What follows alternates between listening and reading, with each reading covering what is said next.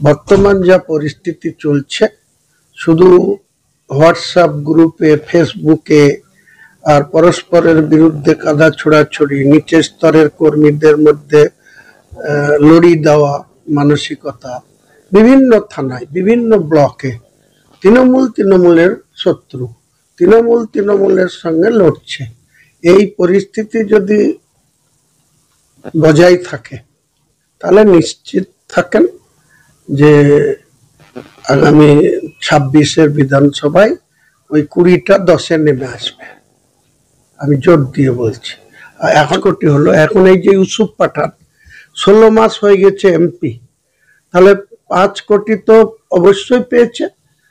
মানে 4 জুন থেকে 4 জুন 1 বছর, 4 জুন 2024 থেকে 4 জুন 2025 1 বছরে তো নিশ্চয়ই 5 কোটি পেয়েছে। একটা বিধানসভায় 70 লাখ টাকা করে ডেভেলপমেন্টের ফান্ড পাওয়ার কথা।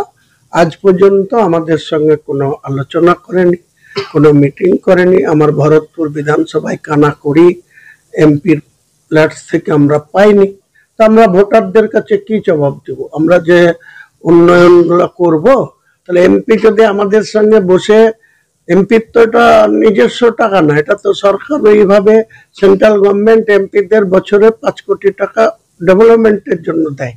তাহলে আজ পর্যন্ত আমার ভরতপুর বিধানসভার আমি বিধায়ক শুধুমাত্র ভোটের স্বার্থে, ইউসুফ পাঠানকে জিতানোর স্বার্থে যে কথা বলেছিলাম, তার জন্যই কিন্তু এটা সম্ভব হয়েছিল। অথচ সেই ইউসুফ পাঠান এখন বলছে যে এটা কারো একার ক্রেডিট না, আমি প্রতীক নিয়ে লড়াই করতে এসেছি, জিতেছি, মমতার উন্নয়ন নিয়ে জিতেছি। তো খুব ভালো কথা।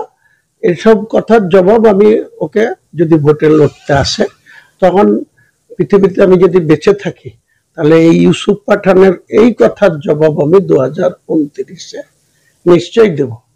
আমি বেঁচে থাকলে দেব।